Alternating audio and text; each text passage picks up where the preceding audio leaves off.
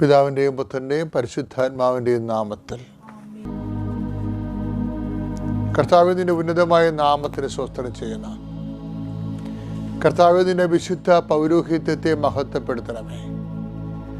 കർത്താവ് സഭയിലുള്ള സാന്നിധ്യം പ്രകടമാക്കണമേ. കർത്താവ് അനേകം മക്കൾ മുട്ടിൽ നിന്നും കൈവിരിച്ചും കൈകൂപ്പിയും കണ്ണടച്ചും ഭക്തിപൂർവ്വം ഇപ്പോൾ പ്രാർത്ഥിച്ചുകൊണ്ടിരിക്കുകയാണ്. വിവിധ ഭൂഖണ്ഡങ്ങളിൽ, രാജ്യങ്ങളിൽ, സംസ്ഥാനങ്ങളിൽ, ജില്ലകളിലെല്ലാം കർത്താവ് അവരുടെ മേലെല്ലാം കർത്താവിൻ്റെ വലിയ വർഷം, അനുഗ്രഹവർഷം ചൊരിയണമെന്ന് പ്രാർത്ഥിക്കുന്നു. കർത്താവ് നിന്റെ തിരുമുറുവാർന്ന് വലതുകരം ഇപ്പോൾ പ്രാർത്ഥന മുഴുകിയിരിക്കുന്ന ഓരോ മക്കളുടെ മേലും വെക്കണമെന്ന് പ്രാർത്ഥിക്കുന്നു.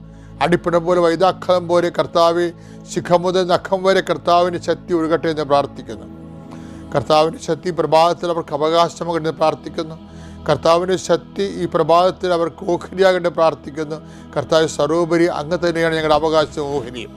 കർത്താവിൻ്റെ വിശുദ്ധ പൗരോഹിത്യത്തെ മഹത്വപ്പെടുത്തുന്ന കർത്താവ് 39 വർഷം അർപ്പിച്ച കുർബാനയുടെ യോഗ്യതയാൽ കൃപാസ്ഥാനത്താറെ ജീവനോടെ പ്രത്യക്ഷപ്പെട്ട പരിശുദ്ധ അമ്മയുടെ മാധ്യസ്ഥത്തിൽ അൾത്താരയിൽ നടന്ന 10,000-കണക്കിന് ആരാധന അധികാരത്തിൽ കർത്താവ് പ്രാർത്ഥിക്കുന്നു. എൻ്റെ കർത്താവിൻ്റെ ഉന്നതമായ നാമത്തിൽ സഭയുടെ അധികാരത്തിൽ ഇപ്പോൾ പ്രാർത്ഥിക്കുന്ന ഓരോ മക്കളുടെ അടിപ്പെടും പോലെ വൈദാഖ്യ ദൈവികമായ ശക്തി കർത്താവ് ആഴ്ന്നരം കണ്ടെന്ന് പ്രാർത്ഥിക്കുന്നു. മാരക രോഗങ്ങൾ, തീരാവേദികൾ, ജീവിത ദുരിതങ്ങൾ, ആരെല്ലാം എന്തെല്ലാം കാര്യങ്ങൾക്ക് വേണ്ടി ഭാരപ്പെടുന്നല്ലോ, ആരെല്ലാം എന്തെല്ലാം കാര്യങ്ങൾക്ക് വേണ്ടി ഭാരപ്പെടുന്നുവോ അവിടെ മനസ്സിൻ്റെ ഹൃദയത്തിൻ്റെ ഭാരങ്ങൾ യേശുക്രിസ്തു നാമത്തിൽ നീങ്ങിപ്പോട്ട് പ്രാർത്ഥിക്കുന്നു. കർത്താവേ, നിന്റെ വിശുദ്ധമായ രക്തത്താൽ മക്കൾ തളിക്കണമേ. മാരകമായ രോഗങ്ങൾ, ഹൃദയഭാരങ്ങൾ, കർത്താവേ, കാഴ്ചയില്ലാത്ത അവസ്ഥകൾ, കണ്ണിന് കാഴ്ച കരുവരിപ്പുള്ള അവസ്ഥകൾ, മൂക്കിന് കടന്ന അഡിനോയിഡിന് രോഗങ്ങളുള്ളവർ, ഭുജങ്ങൾ, കൈകൾ പൊക്കാനും താത്താനും പറ്റാത്ത വിധത്തിൽ നീര് കല്ലച്ചു പോയവർ, വിവിധങ്ങളായ ആന്തരിക അവയവങ്ങൾക്ക് ബന്ധപ്പെട്ട രോഗങ്ങൾ, പേശികൾക്കുള്ള രോഗങ്ങൾ, കോശങ്ങൾക്കുള്ള രോഗങ്ങൾ യേശു ക്രിസ്തുവിൻ്റെ ഉന്നതമായ നാമത്തിൽ മാറിപ്പോകട്ടെ എന്നും അമ്മ മാതാവിൻ്റെ മാധ്യസ്ഥത്തിൽ യേശു നാമത്തിൽ കൽപ്പിക്കുന്നു. ആമേൻ. കർത്താവിൻ്റെ ഉന്നതമായ നാമത്തിൽ സ്വന്തം ചെയ്യുന്ന കർത്താവ് ഞങ്ങളുടെ യാത്രകളെ സംബന്ധിച്ച് പ്രാർത്ഥിക്കുന്നു. ഞങ്ങളുടെ സംരംഭങ്ങളെ സംബന്ധിച്ച് പ്രാർത്ഥിക്കുന്നു. ഇന്നത്തെ സംസാരങ്ങളെ സംബന്ധിച്ച് പ്രാർത്ഥിക്കുന്നു. ഇന്നത്തെ ചർച്ചകളെ സംബന്ധിച്ച് പ്രാർത്ഥിക്കുന്നു. ഇന്നത്തെ മീറ്റിങ്ങുകളെ സംബന്ധിച്ച് പ്രാർത്ഥിക്കുന്നു. ഇന്ന് ഓരോ വിഷയങ്ങളെയും, വ്യക്തികളുടെ സ്ഥാപനങ്ങളുള്ള സന്ദർശനത്തെയും ഇടപാടുകളെയും ഇടപഴകലുകളെയും സംബന്ധിച്ച് പ്രാർത്ഥിക്കുന്നു. കർത്താവിൻ്റെ കരുണ നിങ്ങൾക്ക് ആവശ്യിക്കട്ടെ. ഞാൻ എവിടെ പോയാലും നിങ്ങളുടെ കൂടെ ഉണ്ടാവുമെന്ന് അരുളി ചെയ്ത കർത്താവിൻ്റെ വാഗ്ദാനം അക്ഷരാർത്ഥത്തിൽ ഇന്ന് നിങ്ങളുടെ ജീവിതത്തിൽ പ്രവർത്തികമാകുകയും നിങ്ങളുടെ വിശ്വാസം അടയാളം കൊണ്ട് സ്ഥിരീകരിക്കപ്പെടുകയും ചെയ്യട്ടെ. നിത്യം പിതാവും പുത്രനും പരിശുദ്ധാത്മാവായ സർവേശ്വരായ നീക്കുവാമേൻ. സർവശക്തനായ പിതാവും ആകാശത്തിൻ്റെയും ഭൂമിയുടെയും സൃഷ്ടാവുമായ ദൈവത്തിൽ ഞാൻ വിശ്വസിക്കുന്നു. അവിടുത്തെ ഏകപുത്രനും ഞങ്ങളുടെ കർത്താവുമായ ഈശോ മിശിഹായിലും ഞാൻ വിശ്വസിക്കുന്നു. ഈ പുത്രൻ പരിശുദ്ധാത്മാവിനാൽ ഗർഭസ്ഥനായി കന്യകാമറിയത്തിൽ നിന്ന് പിറന്ന് പൊന്തിയോസ് പീലാത്തോസിന്റെ കാലത്ത് പീഡകൾ സഹിച്ച് കുരിശിൽ തറയ്ക്കപ്പെട്ട് മരിച്ച് അടക്കപ്പെട്ട് പാതാളങ്ങളിൽ ഇറങ്ങി മരിച്ചവരുടെ ഇടയിൽ നിന്ന് 3-ാം നാൾ ഉയർത്ത് സ്വർഗത്തിലേക്ക് എഴുന്നള്ളി സർവശക്തിയുള്ള പിതാവായ ദൈവത്തിൻ്റെ വലതുഭാഗത്തിരിക്കുന്നു. അവിടെ നിന്ന് ജീവിക്കുന്നവരെയും മരിച്ചവരെയും വിധിക്കുവാൻ വരുമെന്നും ഞാൻ വിശ്വസിക്കുന്നു. പരിശുദ്ധാത്മാവിലും ഞാൻ വിശ്വസിക്കുന്നു. വിശുദ്ധ കത്തോലിക്കാ സഭയിലും പുണ്യവാന്മാരുടെ ഐക്യത്തിലും പാപങ്ങളുടെ മോചനത്തിലും ശരീരത്തിൻ്റെ ഉയർപ്പിലും നിത്യമായ ജീവിതത്തിലും ഞാൻ വിശ്വസിക്കുന്നു. ആമേൻ. സ്വർഗ്ഗസ്ഥനായ ഞങ്ങളുടെ പിതാവേ, അങ്ങയുടെ നാമം പൂജിതമാകണമേ. അങ്ങയുടെ രാജ്യം വരണമേ. അങ്ങയുടെ തിരുമനസ് സ്വർഗത്തിലെ പോലെ ഭൂമിയിലും ആകണമേ. അന്നു വേണ്ടുന്ന ആഹാരം ഇന്ന് ഞങ്ങൾക്ക് തരണമേ. ഞങ്ങളോട് തെറ്റ് ചെയ്യുന്നവരോട് ഞങ്ങൾ ക്ഷമിക്കുന്നത് പോലെ ഞങ്ങളുടെ തെറ്റുകൾ ഞങ്ങളോടും ക്ഷമിക്കണമേ. ഞങ്ങളെ പ്രലോഭനത്തിൽ ഉൾപ്പെടുത്തരുതേ, തിന്മയിൽ ഞങ്ങൾ രക്ഷിക്കണമേ. ആമേൻ. നന്മ നിറഞ്ഞ മറിയമേ, സ്വസ്തി. കർത്താവ് അങ്ങയുടെ കൂടെ സ്ത്രീകളിൽ അങ്ങ് അനുഗ്രഹിക്കപ്പെട്ടവളാകുന്നു. അങ്ങയുടെ ഉദരത്തിൻ ഫലമായി ഈശോ അനുഗ്രഹിക്കപ്പെട്ടവനാകുന്നു. പരിശുദ്ധ മറിയമേ, തമ്പുരാന്റെ അമ്മേ, പാപികളായ ഞങ്ങൾക്ക് വേണ്ടി ഇപ്പോഴും ഞങ്ങളുടെ മരണസമയത്തും തമ്പുരാനോട് അപേക്ഷിക്കണമേ. ആമേൻ. പ്രിയമുള്ളവരെ, നമ്മൾ ഇന്ന് വായിക്കാൻ പോകുന്ന സുവിശേഷം യോഹന്നാന്റെ സുവിശേഷമാണ്. 17-ാം അധ്യായം 4-ാമത്തെ വാക്യം. അതിൻ്റെ കൂടെ വായിക്കുന്നത് ലൂക്ക 18:8. ഇതിൻ്റെ കൂടെ വായിക്കുന്നത് മത്തായി 26:50. ഇത്രയും വചനങ്ങൾ നമ്മൾ ഇന്ന് പെട്ടെന്ന് ധരിക്കേണ്ടത് യോഹന്നാൻ 17:4. യോഹന്നാൻ 17:4. അവിടുന്ന് എന്നെ ഏൽപ്പിച്ച ജോലി പൂർത്തിയാക്കിക്കൊണ്ട്. അവിടുന്ന് എന്നെ ഏൽപ്പിച്ച ജോലി പൂർത്തിയാക്കിക്കൊണ്ട് ഭൂമിയിൽ അവിടുത്തെ ഞാൻ മഹത്വപ്പെടുത്തി. എൻ്റെ പ്രിയപ്പെട്ടവരെ, എപ്പോഴും നമ്മൾ ചിന്തിക്കേണ്ടത്, പട്ടകല്യാണത്തിൻ്റെ 39ാമത്തെ വർഷത്തിലേക്ക് പ്രവേശിക്കുന്ന ദൈവബലി അർപ്പിക്കുമ്പോൾ കർത്താവ് കുറേ വെളിപാടുകൾ പ്രസംഗത്തിൽ തന്ന്. അതിനത് ഒരു ഭാഗമാണിത്. അതായത് കർത്താവ് അന്ന് പറഞ്ഞത്, നീ ഒരു ജീവിത പങ്കാളിയോടാണ്. ജനങ്ങളോട് സംസാരിക്കുമ്പോഴാണല്ലോ കർത്താവ് പുരോഹിതനെ അഭിഷേകം ചെയ്തിരിക്കുന്നത്. കാര്യം ജനങ്ങളുടെ ജീവിതത്തിൻ്റെ ഇരുട്ടിൽ പൗരോഹിത്യം ഒരു ഒരു തീത്തീണ പോലെ നിൽക്കും. ജനങ്ങളുടെ ജീവിതാനുഭവങ്ങളുടെ മരുഭൂമിയിൽ കർത്താവിൻ്റെ പൗരോഹിത്യം ക്രിസ്തുവിൻ്റെ അടയാളമായി ഒരു മേഘസ്തംഭമായി നിൽക്കും. അപ്പോൾ ദൈവമാണ് അവനിലൂടെ ആ ജനത്തെ ആ കാലത്തിലേക്ക് നയിച്ചുകൊണ്ടിരിക്കുന്നത്. അങ്ങനെ നയിക്കുന്ന കൊണ്ടാണ് ദൈവം പുതിയ വെളിപാടുകൾ നയിക്കുന്നതിന് വേണ്ടി നൽകുന്നത്. അങ്ങനെ എന്നോട് അന്ന് പറഞ്ഞത് ഇതാണ്, യോഹന്നാൻ 17:4. എന്താണ്? പിതാവേ, ഭൂമിയിൽ ഞാൻ അങ്ങയുടെ നാമത്തെ മഹത്വപ്പെടുത്തി, അങ്ങ് എന്നെ ഏൽപ്പിച്ച ജോലി ഞാൻ പൂർത്തിയാക്കിയത്. അതായത് നമ്മുടെ ജീവിതത്തിൽ ഈശോൻ്റെ ജീവിതം അത് പൂർത്തിയാക്കുമ്പോൾ പരിശുദ്ധാത്മാവ് പറഞ്ഞത്, see Joseph, so many things is against Jesus, whole circumstance is against Jesus. എന്നിട്ടും കർത്താവിൻ്റെ പ്രഖ്യാപനം എന്താണ്? ഏൽപ്പിച്ച ജോലി പൂർത്തിയാക്കുന്നതിലാണ് ശ്രദ്ധ. അതിനിടയിലാണ് യൂദാസ് കയറി വന്നത്.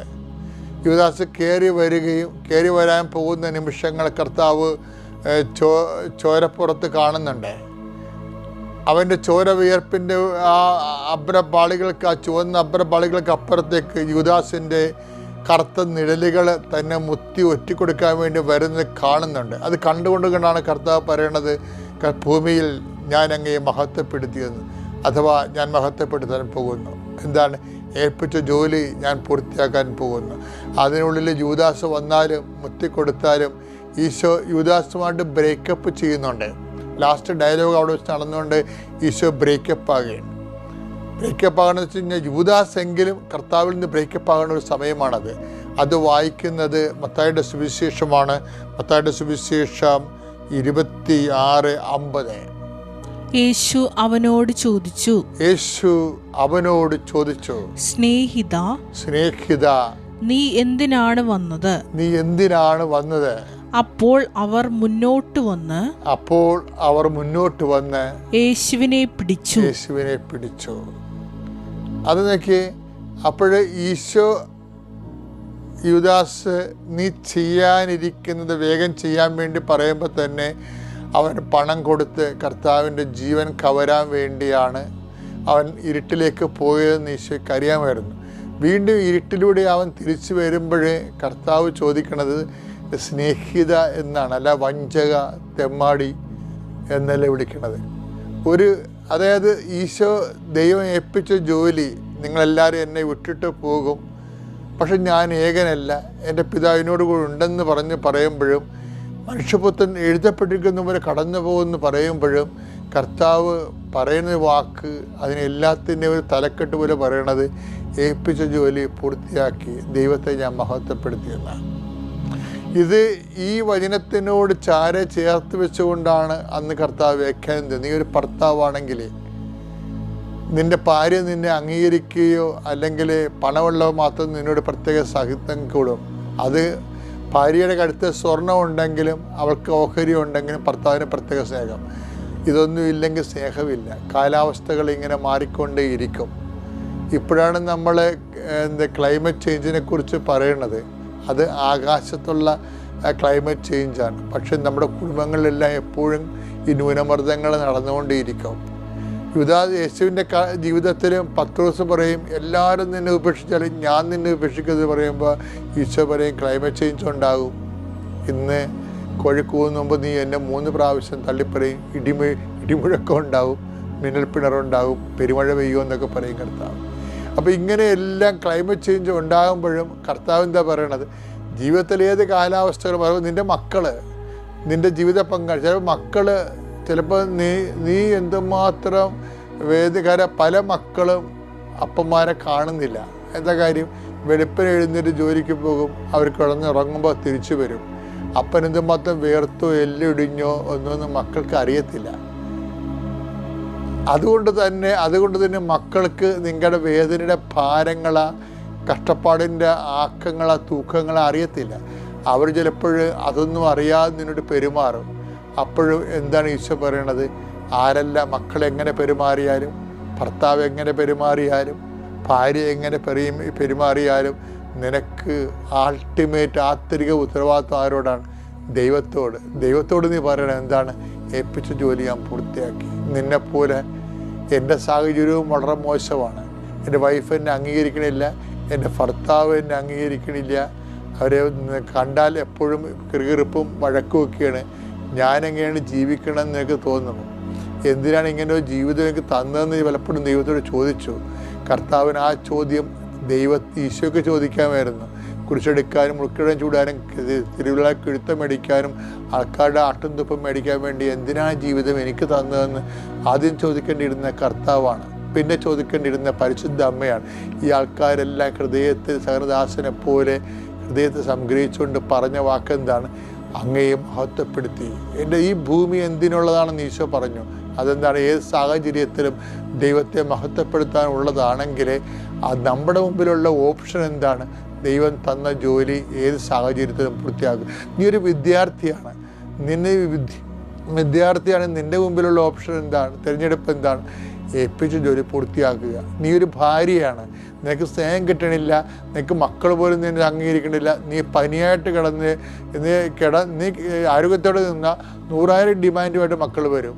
നീ കിടന്നു പോയാൽ നീ എന്തായാലും കിടക്കണമെന്ന് പോലും മക്കൾ ചോദിക്കത്തില്ല. അപ്പോഴും നീ പറയണം, അപ്പാ എന്നെ ഏൽപ്പിച്ച് മക്കളെന്നെ കിടന്നപ്പോഴാണ് മക്കൾ ആരാണെന്ന് എനിക്ക് മനസ്സിലായത്.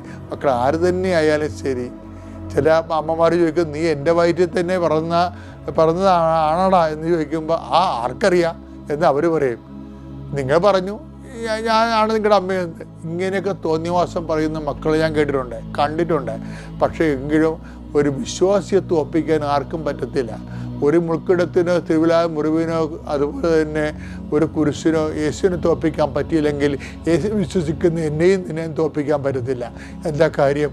നമ്മളൊക്കെ ജീവിക്കണത് യേശുവിൻ്റെ ഒരു വാക്ക് പൂർത്തിയാക്കാൻ വേണ്ടി, അവൻ ദൈവനാമത്തെ, യേശുക്രിസ്തുവിൻ്റെ പിതാവായ ദൈവത്തെ മഹത്വപ്പെടുത്താൻ വേണ്ടിയാണെങ്കിൽ നമ്മുടെ മുമ്പിലുള്ള എന്താണ്?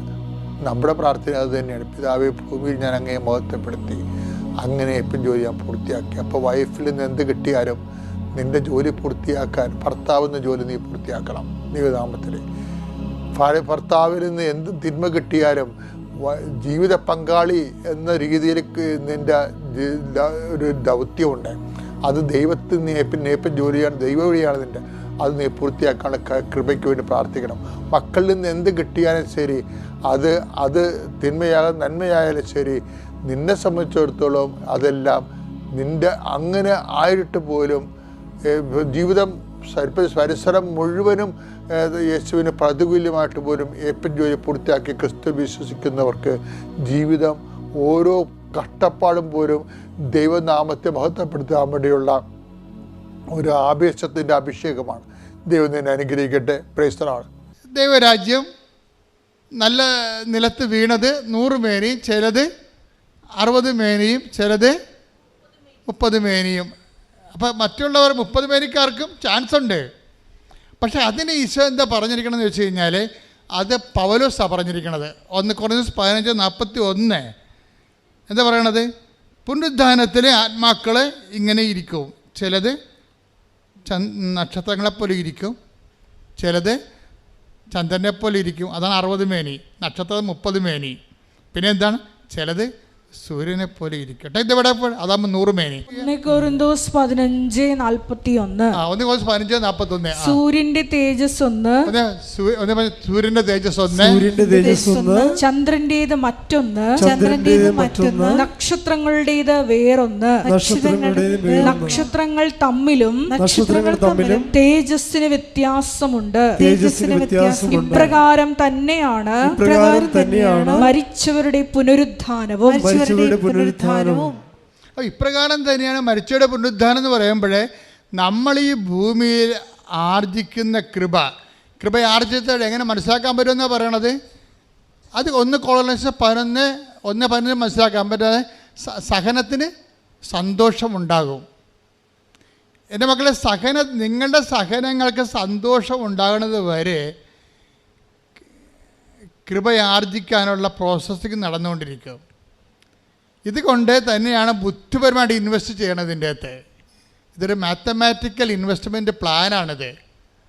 നമ്മൾ ഇതിനകത്ത് ഇൻവെസ്റ്റ് ചെയ്യണം. ഇപ്പം നിങ്ങൾക്കൊരു അമ്മായിയമ്മ, ഇപ്പം ഇന്നാൾ ഒരു ചെടുത്തി സാക്ഷ്യം പറഞ്ഞാൽ എന്താണ് സാക്ഷ്യം പറഞ്ഞാൽ? അച്ഛാ എന്താ പറഞ്ഞവർ? ഒരു അമ്മായിയപ്പം സാക്ഷ്യം പറഞ്ഞില്ലേ? എൻ്റെ മകളെ ഒരു കടുവക്കാണ് കെട്ടിച്ചതെന്ന്. അപ്പം അച്ഛൻ വാപത്തി പിടിച്ച് മൈക്കും പോവാക്കി കളഞ്ഞ്. കാര്യം കടുവ വേണം ഇവിടെ വന്ന് നമ്മുടെ ഇവിടുത്തെ സ്റ്റാമ്പിനെ കൈകാര്യം ചെയ്യുന്ന മേക്കിൽ വെച്ചല്ലേ പറഞ്ഞത്. എൻ്റെ മകളെ ഒരു കടുവക്കാണ് കെട്ടിച്ചത്. അപ്പം കടുവയായിരിക്കും. ഈ കടുവയെ നമ്മൾക്ക് പൂച്ചയാക്കാൻ പറ്റും, പുലിയെ പൂച്ചയാക്കാൻ പറ്റും. 2 തരത്തിലാണ് വരണത്.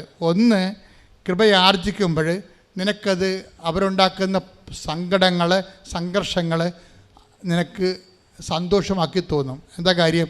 ഇതിലൂടെ ക്രിസ്തുവിൻ്റെ സഹനത്തിൽ ഞാൻ പങ്കെടുക്കുന്നു. അതാണ് സംഭവം. ഇതിലൂടെ ക്രിസ്തുവിൻ്റെ സഹനത്തിൽ ഞാൻ പങ്കെടുക്കുന്നു.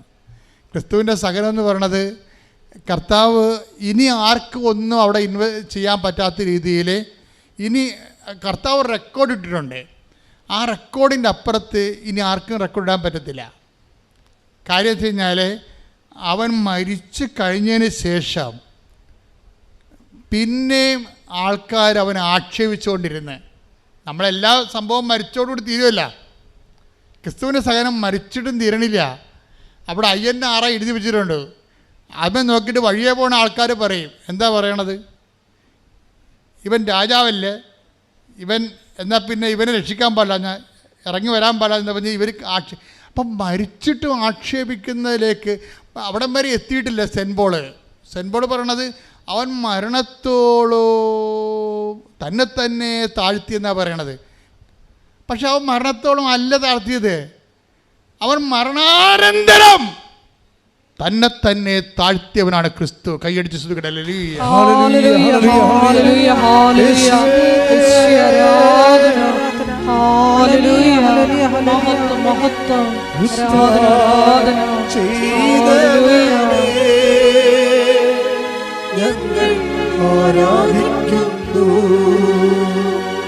മരണത്തെ ജയിച്ചവനെ ഞങ്ങൾ ആരാധിക്കുന്നു. പരിശുദ്ധ പരമ ദിവ്യകാരുണ്യത്തിന് ആരാധനയും സ്തുതിയും പുകഴ്ചയും ഉണ്ടായിരിക്കട്ടെ. മരണാനന്തരവും ഇങ്ങനെ ഒരു തുണിയുടെ നഗ്നതയിൽ ഒരു കുറവിറച്ചിയായിട്ട് പെരുവഴി തൂങ്ങിക്കിടക്കുമ്പോഴും അവൻ മരിച്ചിട്ടും അവനെ ആക്ഷേപിച്ചുകൊണ്ട് ജനങ്ങൾ പോകുന്നതായിട്ട് സുവിശേഷം പറഞ്ഞാണ് ഈ സുവിശേഷം എന്ന് പറയുന്ന മഹാസംഭവം അവസാനിക്കുന്നത്. അപ്പം അവനും മരണാനന്തരവും തന്നെ താഴ്ത്തിക്കൊണ്ട് നമ്മൾക്ക് സഹനത്തിൻ്റെയും സന്തോഷത്തിൻ്റെയും അവസാനം മാതൃകയായിട്ട് അവൻ കാലത്തിൽ ഇങ്ങനെ ജ്വലിച്ച് നിൽക്കുകയാണ്. ഇവൻ്റെ അരൂപി നമ്മൾ സ്വീകരിക്കാനാണ് സതീഷിനോട് പരിശുദ്ധാത്മാവ് പറയണത്, ടേക്ക് ഹിസ് പാർട്ട്. എന്ത് മനോഹരമാണത് കേൾക്കാൻ ആ സാക്ഷ്യം. ഇവൻ്റെ അരൂപി, ഇവനാണ് ലോകത്തെ ജയിച്ചവൻ, അവനിൽ നിനക്കൊരു പങ്കാളിത്തം വേണമെന്ന് പറയും. ദൈവം സ്നേഹിക്കുന്നവർക്ക് ദൈവം ആദ്യം കൊടുക്കുന്നത് ക്രിസ്തുവിലുള്ള പങ്കാളിത്തമാണ്. കൈയിടിച്ച്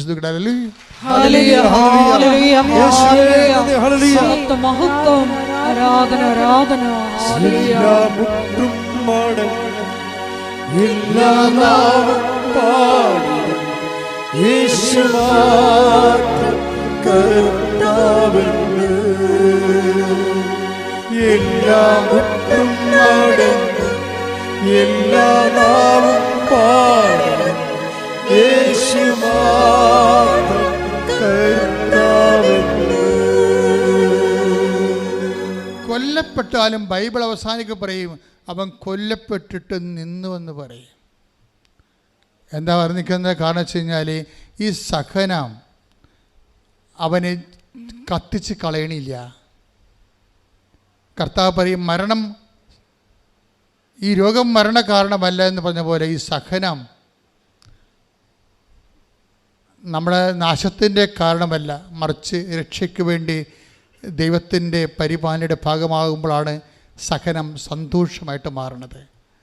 എൻ്റെ ദൈവവേദനേ, ഈ ഒരു സന്തോഷത്തിലേക്ക് നീങ്ങണമെങ്കിൽ നീ ക്രിസ്തുവിനെയാണ് കവനന്റിൽ ഉടമ്പടി ലക്ഷ്യം വെക്കേണ്ടത്. പ്രാർത്ഥിക്കുക, കർത്താവേ ലോകത്തെ സഹനത്തെ ജയിച്ച നിന്റെ നാമത്തിലെ വിശ്വസിച്ചുകൊണ്ട് ഉടമ്പടി ചെയ്യുമ്പോൾ ഭൗതിക യാഥാർത്ഥ്യങ്ങളെക്കാൾ നിന്റെ നാമത്താൽ, നാമത്തിന്റെ കൃപയാൽ, നാമത്തിന്റെ ശക്തിയാൽ അഭിഷേകം ചെയ്യണമേ, എന്നെ അഭിഷേകം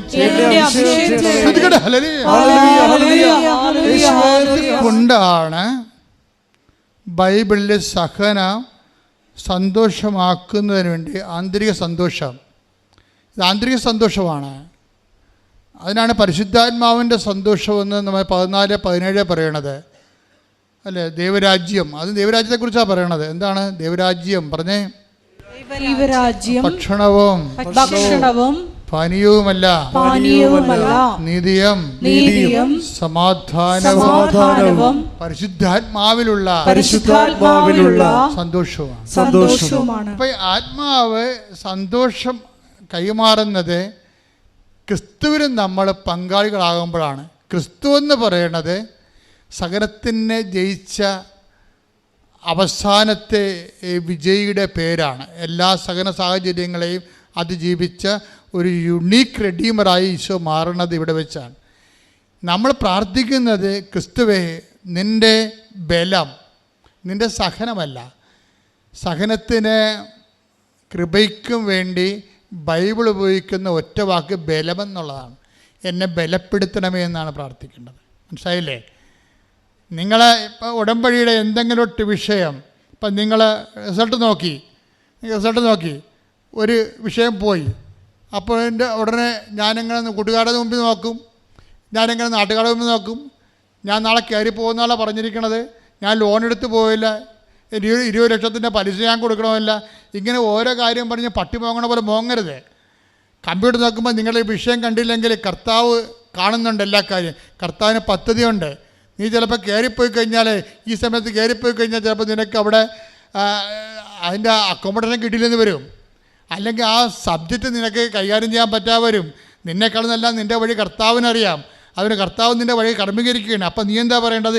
എൻ്റെ ഫയൽ കർത്താവ് എടുക്കണവരെ എന്നെ ബലപ്പെടുത്തണമേ.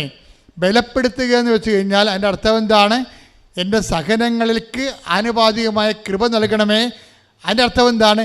ക്രിസ്തുവിൻ്റെ സഹനങ്ങളിലെ ക്രിസ്തു സന്തോഷിച്ചതുപോലെ എന്നെയും എൻ്റെ സഹനങ്ങളെ സന്തോഷിപ്പിക്കാനുള്ള ആത്മാവിനാൽ അഭിഷേകം ചെയ്യണമേ. കൈയടിക്കട്ടെ.